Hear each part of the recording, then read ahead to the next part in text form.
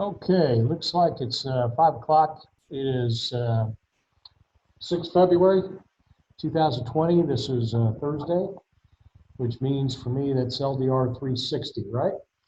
Week 4 Zoom session, and everybody's doing a good job. A couple of you are missing some work, which I've let you know about, and the rest of you are doing pretty good. I looked at your post for week 4. Very good job. Um, I look forward to seeing you post on each other's pages. I didn't see too much of that when I was looking at your original post, but again, you've got today and tomorrow to get those in. And then look forward to your scenario study, which should be for this week. Your scenario studies on IKEA, if I've got it right. All right. Let's scroll down here to make sure. Yeah, IKEA. So, and again, those are due on Saturday. Okay. So let's go through a couple things, just make sure we're still tracking. I've got your Moodle page open. This is obviously mine. I don't know how much different yours is from mine. I suspect a little, but not too drastically much. Your announcements go here. If you look in announcements, you'll see I put out the instructions for next week, week 5, and a reminder. And I'll do that here in just a little bit. Okay. Come out of that. Here are the Zoom sessions. If you want to go back and take a look at, previous ones. It's in a discussion forum format. You don't have to make any statements or posts to this unless you want to. I will, of course, upload tonight's Zoom session and it'll be week 4 Zoom session, and that will give you an idea of what we covered, real basic, and then a link to YouTube so that you can watch the video. Come out of that, and we'll scroll down, and you see each of the week's assignments. This week was design thinking, and most of you nailed it pretty good. Remember a process. Make sure you read the question. A couple of you didn't answer a couple of major reasons why more companies are starting to use design thinking. A couple of you gave me a list of companies that you think are using it, or maybe using it, and that's not quite what I've, excuse me, sorry. That isn't quite what I was looking for. I want to know from you why a company would use it, okay? And then concept of newness. Remember, it gets all down into value, okay? And these companies have done their homework. They realize that the consumer is always looking to increase the value on the products they purchase. If it's something that they routinely like to use, and it's new and improved, or it's extra strength, or it comes with new blue diamonds. I show my age there a little bit on Lucky Charm cereal. People tend to value that. Okay, and then IKEA, again, is your scenario. Remember, IKEA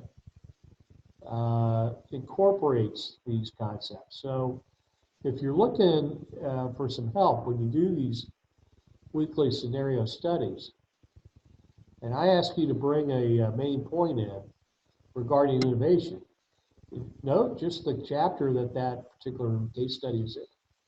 Okay, and that'll give you an idea of a very good particular innovation concept, because what they're doing is they're reinforcing their text. By you going into the text and bringing that into your scenario helps you out on this, because again, that's what we've asked for, and this is how you demonstrate for us mastery on a marked requirement. All right. Next week, is not in there yet, although I did put out the announcement.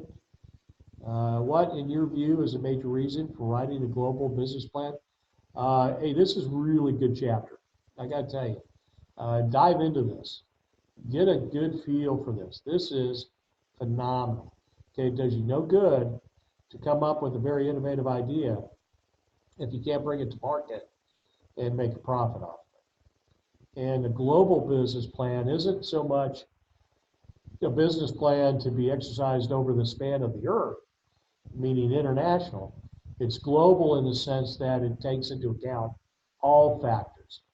Okay, an important distinction. So again, remember when you're doing this, when you're answering this question, global business plan implies an all-encompassing look at what this innovation is and how we can best bring it to market, how we're going to do production, how we're going to do distribution, how we're going to do sales, what is some of the pro forma, meaning we're taking a guess, pro forma business statements, what the pro forma income statement looks like, okay, things of that nature. All right, and then your second question, there are 8 general types of corporations out there, from limited partnership to LLC to S to you name it. And so what I want you to do is do a very simple internet search. I want you to briefly define each of those 8, starting with proprietorship and ending with the hybrid corporation. Okay, very simple. Shouldn't be that hard. That's about as close to a scavenger hunt type of question I'll ever ask. Okay, normally I want to hear you give some thought behind it. It isn't just finding the information, the answer.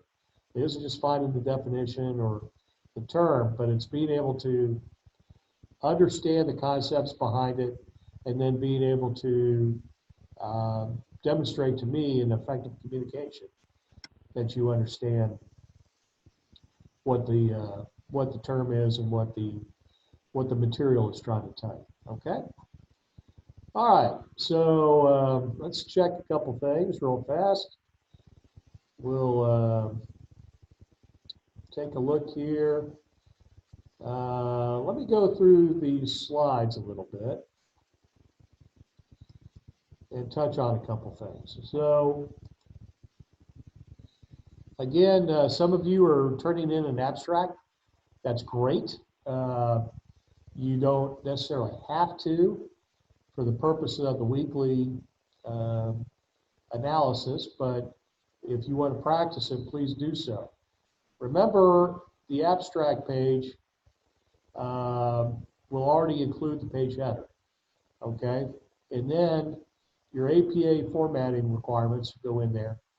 And the abstract should contain at least your topic, the research questions, participants, methods, results, and analysis. It is a concise summary of what you wrote. It is not a place to say, in this paper, I'm going to talk about X. That's not an abstract. An abstract is you repeating in a concise way, using basically the keywords, what it is you came up with in that paper. This is where you would put your position statement. Okay, you're going to tell us, here is the answer to the question, okay, your conclusion, and then the 3 to 5 reasons that support your conclusion, what we would call evidence, okay? All right.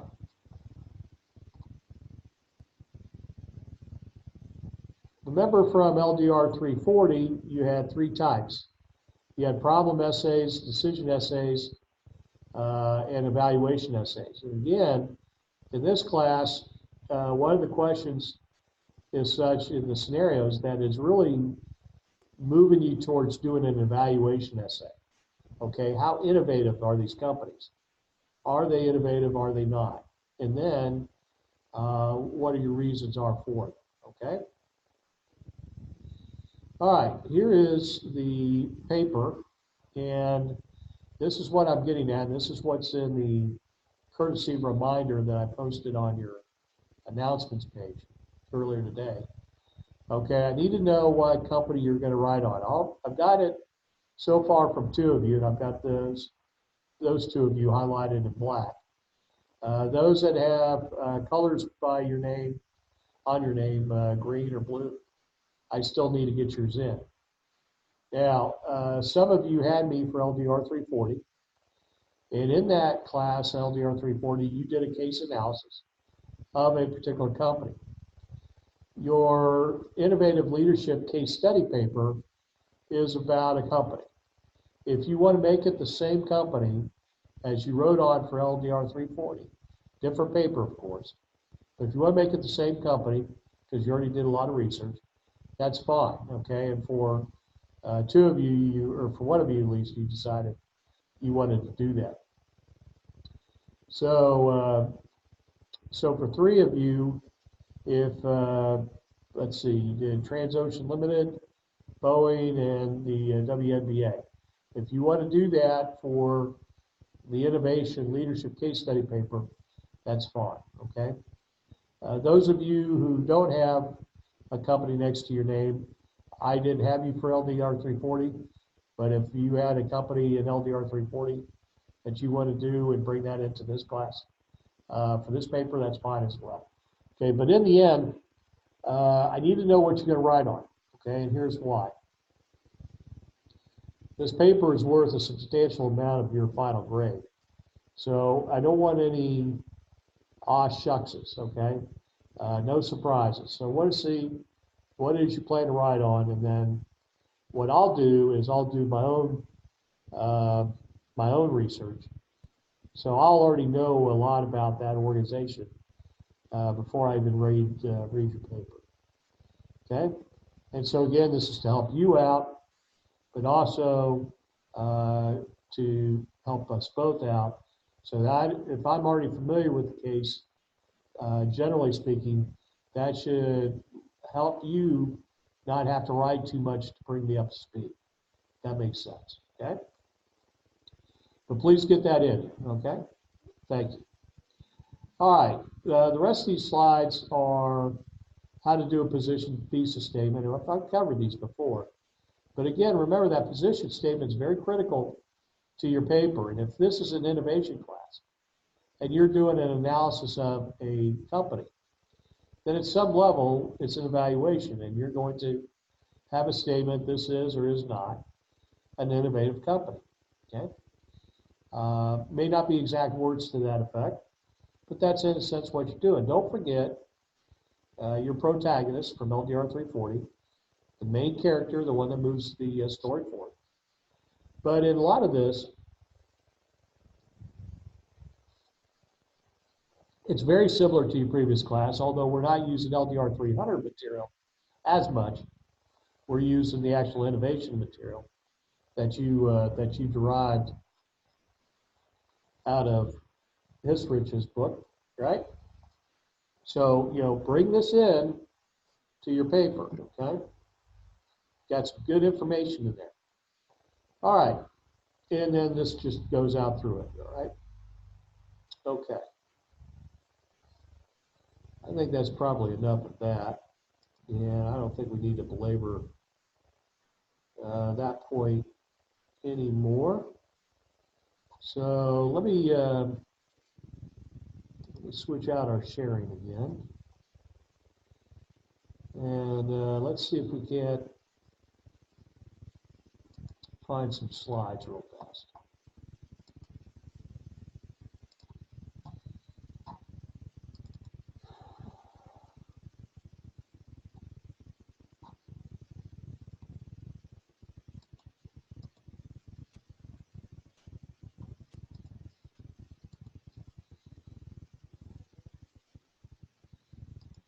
All right, so chapter 7 and 8. Chapter 7 color, oh, I'm sorry, I'm in LDR 300, aren't I? I apologize for that. I made that mistake earlier today. Not sure why that's going on this week, but that's got to stop. Okay. Again, my apology for that. All right, let's see if we can't pull up the right things here.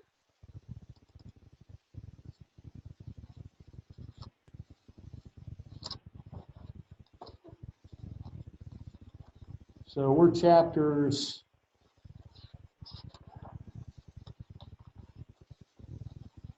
what again? Week 4, chapter 6 and 7. Okay, so we're in there. All right. So let me get this on share.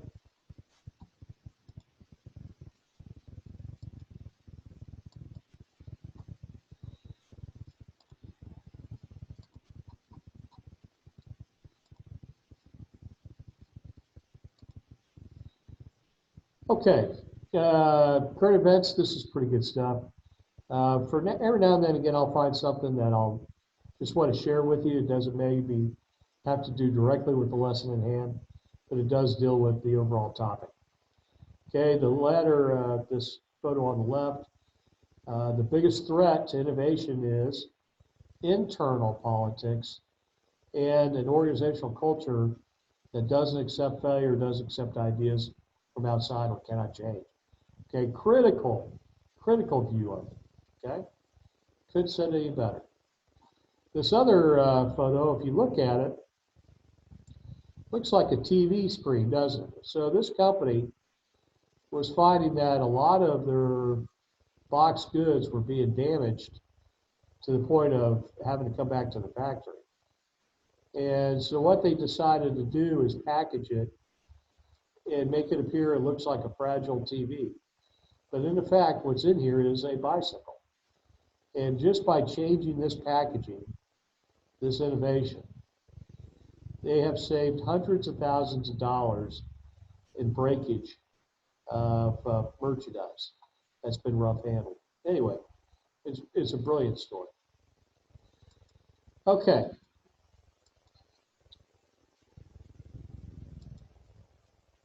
Some of the things that we cover and talk about case studies is doing an environmental analysis. And when we say the analysis of the environment, we're not talking about whether we believe in global warming, man-made global warming or not, or whether the glaciers are melting.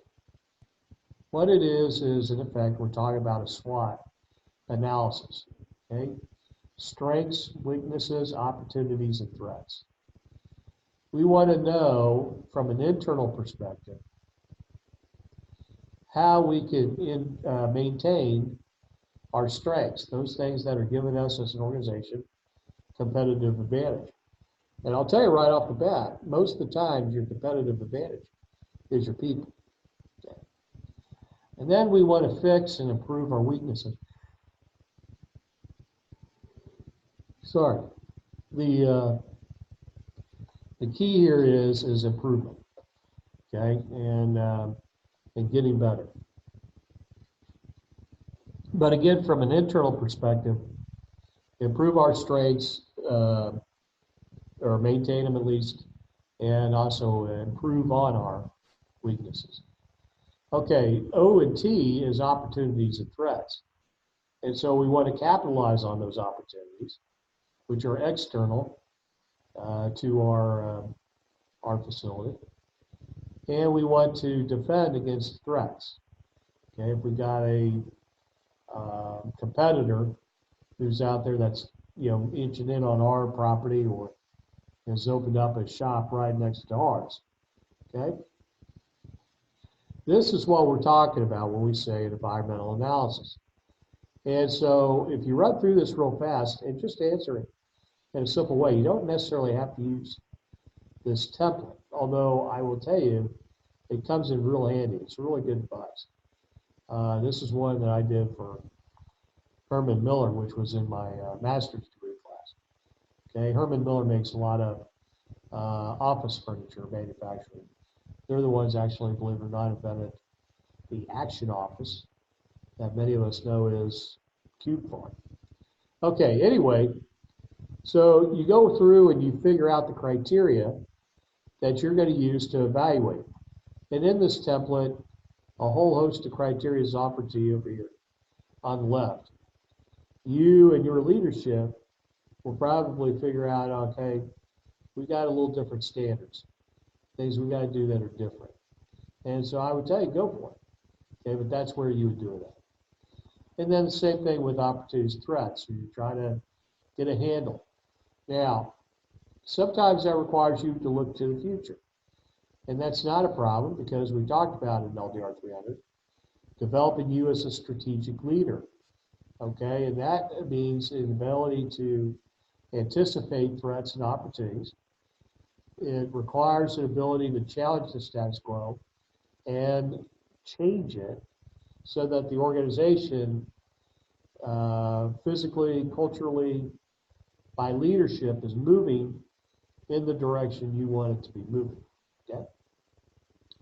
But one of the things I bring to your attention is we know the future because in most cases, we go through what's called the trend structure analysis. And there are companies out there that do this for a fee.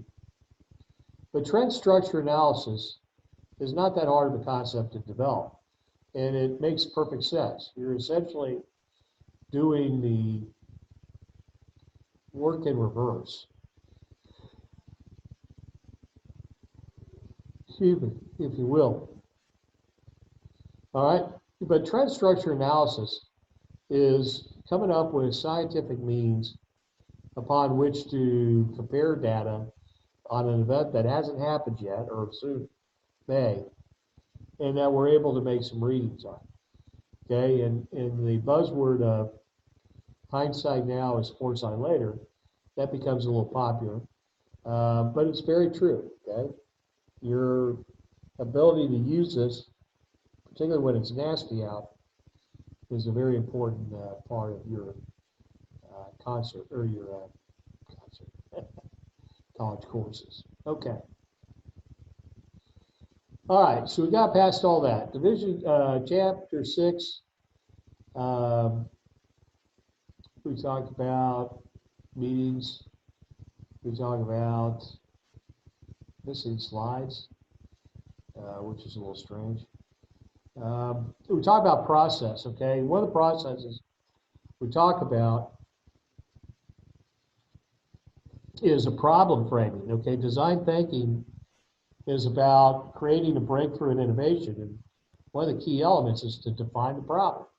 And then we're going to find out the options that would best address that problem and determine the direction we want to go, select that best solution, and then execute to get us there. Okay, it isn't so much trying to come up with the best operations order at the battalion level, but essentially that's what we're doing. We are improving those things that this unit does. Okay. Part of that, you'll see the decision-making processes in the bottom of the screen. So MCPP, which is the Marine Corps planning process, the Navy planning process, the military decision-making process, and job. Okay, so I haven't done job at all. Okay. So some of the critical characteristics come out in chapter 6. You start seeing a lack of commitment, lack of performance indicators, resistance to change. Ask a question, okay? Some people want to keep you here. They don't want you leaving. All right, then you get into some issues of creativity.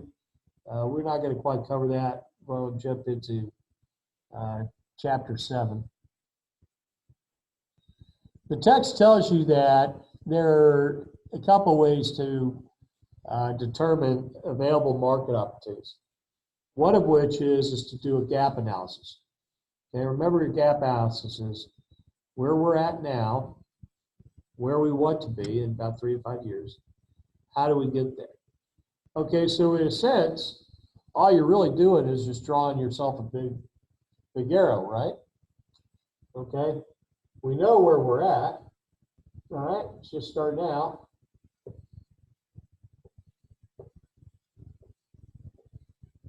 And I don't know, it may look like something like that, right? Let's try it with our guy inside, okay? Well, anyway, we'll see. The other way of determining market available opportunities is a trimming technique, okay, which is where you're able to trim down a machine into its most useful function. Okay, instead of buying something that is well-rounded, available for everything, for everybody to do. At this station, I can do my homework, I can play a game, I can cook a meal. You know, okay, that may not be quite what we want. Okay, but again, in the trimming technique, the idea here is to reduce or eliminate some aspect of the innovation in order to develop new ideas. Okay. All right. So this makes your definitions pretty easy. We're going to protect the line gaps. We're going to distribute the gaps. And yet we're going to use gap analysis. Okay, so he's come up with a bunch in here. These are good. I'll let him talk about it real briefly, and then I'll interrupt, and then we'll get moving. Okay, so go for it.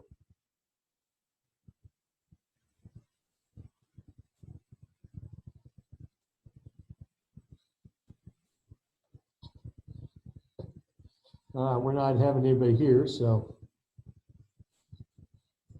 it's not going to work. All right.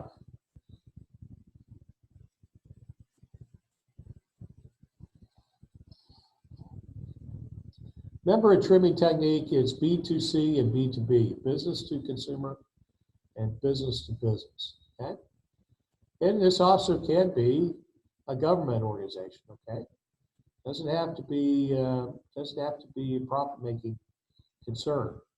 Okay, I can assure you that if the dentist is not doing this, then somebody's going to need to do it. Okay. All right, and then you go through here your development process. Here is the product planning, and then we have the idea development. Okay, I like the fact that we force your idea maker here within the framework of NAICS to look at final product, service stage, launch the stage idea, because this is where I think you'll find a lot of your savings if you want to do it, particularly in a reflying aircraft, okay, like the shuttle, okay? All right. So here are our 6. Now, did you tell me which ones you're going to do?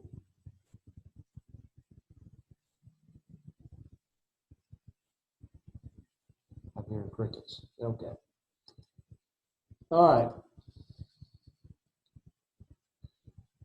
Newness, and then, of course, an opportunity assessment plan. Don't confuse that with a global business plan. They're not the same. All right.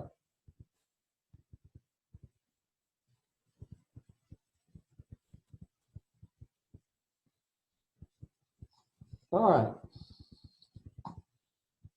5:28, so I'm going to kind of cut this one short because we've got some bad weather coming through. Let me change our screen sharing back to the internet. And Miss Hilda, that's here. Sorry about that, guys. I did go with the new car today. I appreciate the info being sent. We'll take a look what I'm really in the market for. And if you all have a handle on a good one, let me know for a good deal. One of these little Liberty, or not Liberty, but Jeep Renegades. Because I need to get a vehicle for my daughter. All right. Again, don't forget, paper due. Let me know the topic. I appreciate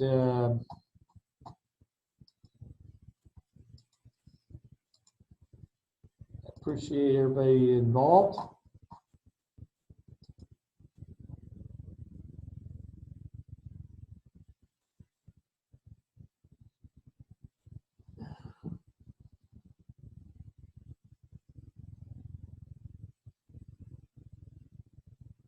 All right, and let's go ahead and start just closing her down, okay?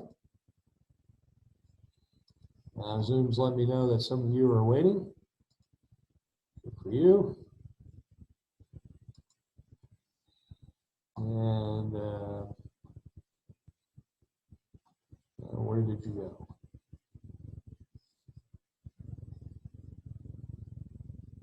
Huh. All right. Well, I know you'll find. I know you'll find UPS. Okay. Good luck, and we'll catch you next week, folks. Thank you.